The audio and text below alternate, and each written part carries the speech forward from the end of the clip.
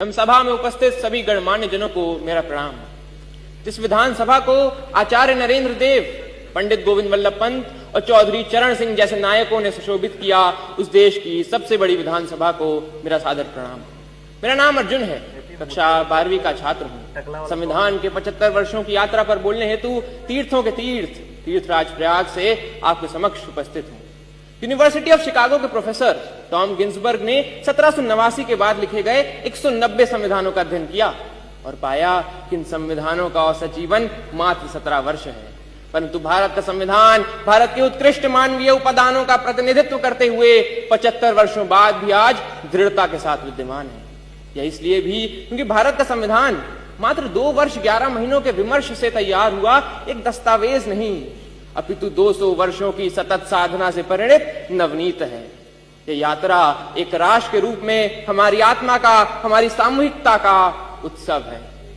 प्रसिद्ध जर्मन दार्शनिक Immanuel Kant ने अपनी पुस्तक क्रिटिक ऑफ प्रैक्टिकल रीजन में लिखा था कि constitution to be just must achieve the highest level of possible freedom for human individuals. Kant किसी वैचारिकता को अपनी समस्त समग्रता में समेटने का काम संविधान ने किया और एक समावेशी लोकतंत्र संजोया। भारत का संविधान सिर्फ इसलिए बड़ा नहीं है क्योंकि इसमें 1.5 लाख शब्द हैं, अपितु इसलिए भी क्योंकि इसके पृष्ठों से महात्मा गांधी के हिंद स्वराज, भगत सिंह के क्रांति, अंबेडकर के सामाजिक न्याय और नेताजी बोस के संप्रभु और सशक्त भारत की आकांक्षाएं भी परिलक्षित होती हैं। संविधान की यात्रा सरल नहीं रही है। अगर इसने 24 अप्रैल 1973 को केशवानंद भारती निर्णय के रूप में रक्षा का प्रयास देखा तो 1975 में आपातकाल के रूप में प्रहार भी देखा।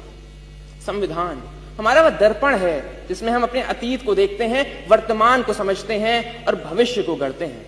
हमें यह भी समझना होगा कि संविधान साधन है, साध्य नहीं। हाँ, वो हमें जमीन तैयार करके तो दे सकता है, परंतु उस पर फसल बोने का काम हमारे ही जिम्मे है। ऐसे में हमें समझना होगा कि हमें एक ऐसे राष्ट्र का निर्माण करना है जिसके 6 स्तंभ हों: समता, समृद्धि, समन्वय, संस्कृति, सेवा और समर्पण।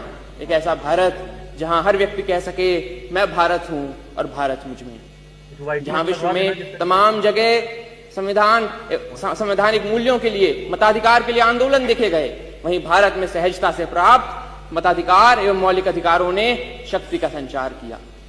हमारा ये कर्तव्य है कि हम एक ऐसे राष्ट्र का निर्माण करें जिसमें हर हाथ को अवसर मिले, हर सपने को ऊंचाई मिले और उसे पूरे करने का नैतिक साहस मिले। अंत में इतना ही कि हमने तहरीर की है कागजों पर सदियों की बातें, हमने तहरीर की है कागजों पर सदियों की बातें। संविधान यूं ही नहीं, हर लफ्ज में एक कौम की सांसें।